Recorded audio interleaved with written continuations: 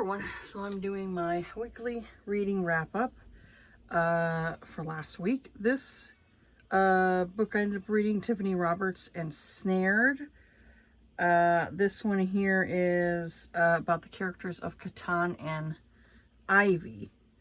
So I said he's an alien spider-looking thing, and she's human on an alien planet.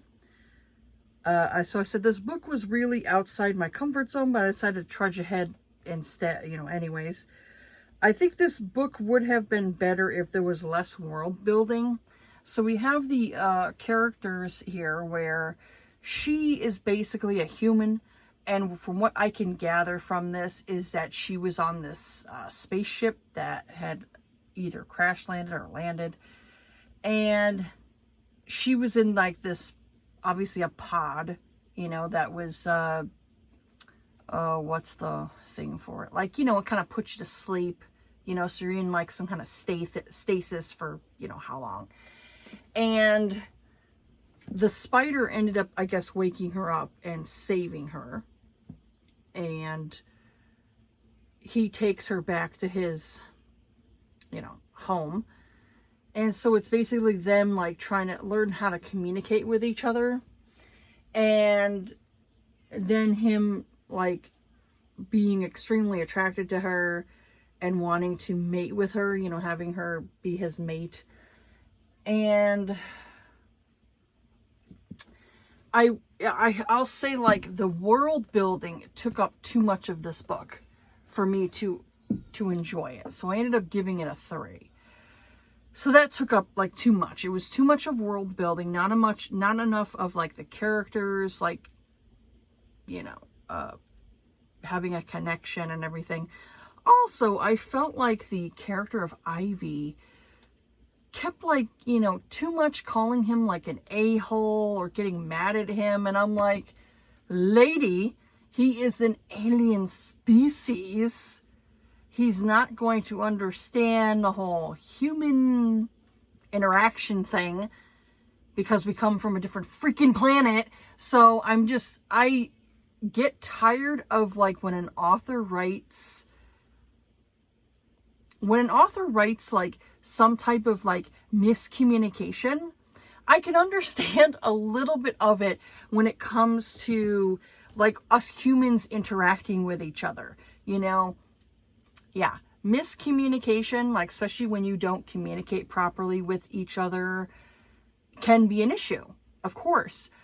But when you're speaking to someone who's a different species, there's definitely going to be a miscommunication. And you as the human need to understand that it may take this species a little time to get used to your human interactions, your human ways of doing stuff. It gets so frustrating sometimes when you read these, and then you read how like when a human, and most times it's the women too, not to bash women. Most times it's the women, it's the female characters that annoy me because they are not understanding this species customs, It's like you going onto an island that is basically still has these old school tribes on it where they don't want any interaction with people from the outside world, because they're happy living on their environment, whatever they do on there. And when you have some idiot go on their boat and try to go onto this island to try to teach them your ways, it may not go over well. As we know from some moron trying to get on an island that had people on it that will kill you because he wants to teach them the word of gospel. What do you think is going to happen? So, yeah, for me, when it comes to stuff like this, I want the human to understand that there's going to be certain cultures that are not going to understand your culture, and they may not be open to learning to compromise. So he's telling her to stay indoors. You know, he tells Ivy to stay inside because, you know, it's dangerous and all that stuff. There's dangerous things out there in like the wild area. And so she was like, you know, I'm going to do what I want. And then she gets attacked. And I'm like, geez, I wonder why. So yeah, that frustrated me. Her character was just like, I'm going to do what I want. And just being dumb. And him like, you know, kind of like telling her what to do. It just was like, you know, too much. And then this story ends kind of like on a cliffhanger. So you have to read like the second and the third book with the same couple. And I just hate books like that. I really do. I really dislike books where they want to have you continue on reading the same couple. And I'm just like, no, finish it off in one freaking story, one book, and I can move on to a different couple onto the second book. Stop giving me these books where you have to read 1, 2, and 3 of the same freaking couple and their ups and downs, roller coaster relationship in order to get to the other couple, which is like 4 or 5 books later. And I'm like, nope, you lost me. I'm not doing that. So Tiffany Roberts, they are a married couple, and sometimes their books work for me. And then sometimes they don't. This one here just didn't work for me. It was too much world building, not enough like communication between the characters. And then, like I said, her Ivy irritated me. She irritated me. And I was like, girl, you're being dumb. Yeah, I was just like, Okay, I'll say the next book I ended up reading, because I don't want to end in like a downer. I kind of want to end on like a high note for this video. I don't want to keep bashing books. I'll say like I ended up reading, this is not a book. This is not a book. It's only 14 pages long. 14 to 20 pages long. It's not a book. It's a short story. Now with that stuff there, I am not always a huge fan of like novellas, things like that, because there's always like something that could be lacking with the amount of like, you know, pages you get. You know, like here's a novella right here. You know, they end up picking up that I'm going to read hopefully soon. Now that there, it could be too short to where, you know, it may not have enough character development. It may not have enough of the story to really kind of grab you. So sometimes novellas can lack in a way. Same thing happened with this one. This is not a novella. This is a short story. And they say it's erotica, and I'm like, that's kind of questionable. So the book was Headless by Aveda Weiss. Now this one here, like I said, it's only 14 pages long. So there's really like, what can you really get from the story that's only 14 pages long? So it's basically, it says that it's an erotic, polyamorous retelling of the legend of Sleepy Hollow. So we have this spirit that comes in every Halloween and basically has a threesome with the 2 other characters, with Ichabod and Katrine or something like that? Katrine, yeah. Katrine Van Tassel. And I was like, I gave it a 2 because I'm like, this is just weird. There's not enough of a story here. It's just mainly like these couples, you know, threesome getting it on. And I'm just like, I don't care. I don't know. Maybe I was expecting more. I don't feel like it was erotica though. It's just, this is where I'd say when people like talk about how romance can be porn, this is where it's like porn. This to me is like porn, because there's really no like getting to know the characters. It's just this spirit, you know, the headless horseman coming in and they all like having a threesome. And then he disappears because it's not Halloween anymore. And I'm just like, I need more with the story. I need more of this story. Like, give me more pages for me to kind of like, understand the story. So I really just was not feeling that. I gave it a 2 because I was just like, no, I don't want. I'm very much the Goldilocks where it comes to romance novels. If there's too much sex, and that's basically what this story was about, it's just sex. Too much sex, and that's all there is to the story, I'm just like, ugh. I just don't want anything to do with it. Because if that's all there is to this couple, is just sex, then what's the point? And then you can have other books where there's like no sex at all, and you're expecting like relations, and there's nothing there, or maybe like there's very little. That kind of annoys me too, where I would like to see a little bit more, intimacy scenes between the couple. So I like a good, just right for me. This was not just right for me. So I'll just say that. Didn't work for me. Moved on. So the book this week that definitely worked for me is I ended up reading Walking in a Witchy Wonderland. Now this is an anthology. So this is basically, was it 5 short stories, I think it is? I think it's 5. Yeah, 5. 5 short stories that all has to do with the either couples or characters that were in the previous 3 books of the State of Spell series. So if you haven't read the State of Spell series, I would suggest you not going into this anthology. Read the 1st, 2nd, and 3rd book before going into this, because this is 3.5.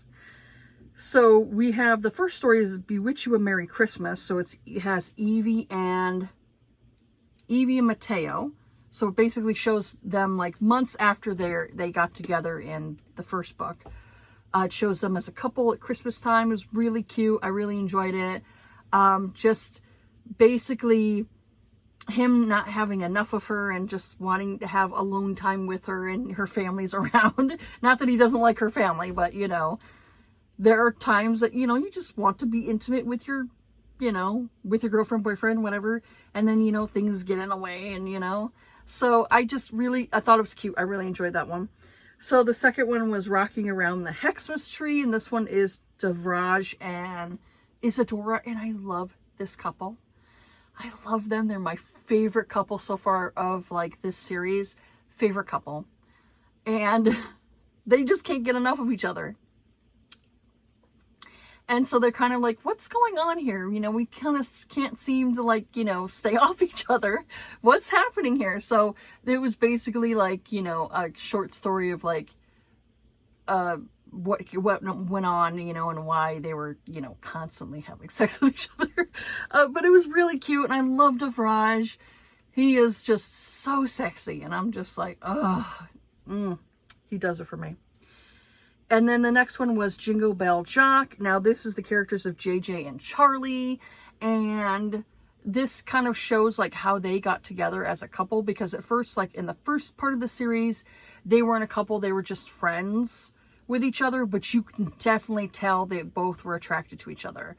JJ's older than Charlie. And Charlie has been having like this love for JJ for years. But because they're best friends, he's too scared to like push it forward, to like, say, hey, I have feelings for you, so he's never said anything. And JJ sees that Charlie is dating like this new guy, and he doesn't know what it is about this new guy, but it just irritates him enough to where he's like, no, I don't want Charlie to be with this guy. I want him to be with me. So it was really cute. I really enjoyed it.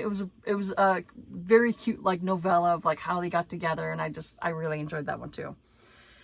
And then You're a Mean One, Mr. Grimm, and this is Gareth Blackwater and Lavinia. And Lavinia has like this hate toward Gareth, because he's a Grim Reaper. And Grims, their superpower is they can kind of really compel you to do like devious stuff. And she finds out a secret that other things that Grimm's can do that they've been trying to keep from like other supernaturals and stuff like that. She finds it out because he ends up like doing it, and she's like, oh, you know, and he's just like, crap, you know, because they don't want to, you know, admit to other supernaturals that they have this ability. So they're both like attracted to each other, extremely attracted to each other, but they both have kind of like this animosity toward each other. And he teases her to like get her mad at him, and it's like it turns him on when she gets mad at him. So I really enjoyed that one. It was really fun. And that one there, I was like, oh, let that be the next book, because I definitely want to see what happens with Lavinia and Gareth. Yes, it is. It's coming out in June of next year.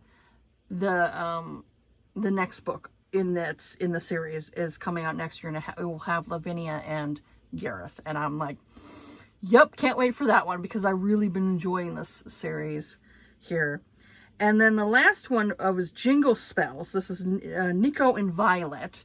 Now they're babysitting, and I'm not going to say who they're babysitting because it'll just give away a spoiler, and I don't want to do that. But they're babysitting children, and this is like 2 years, kind of like 2 years within the series. I'd say maybe 2 years after their relationship started in like the third book.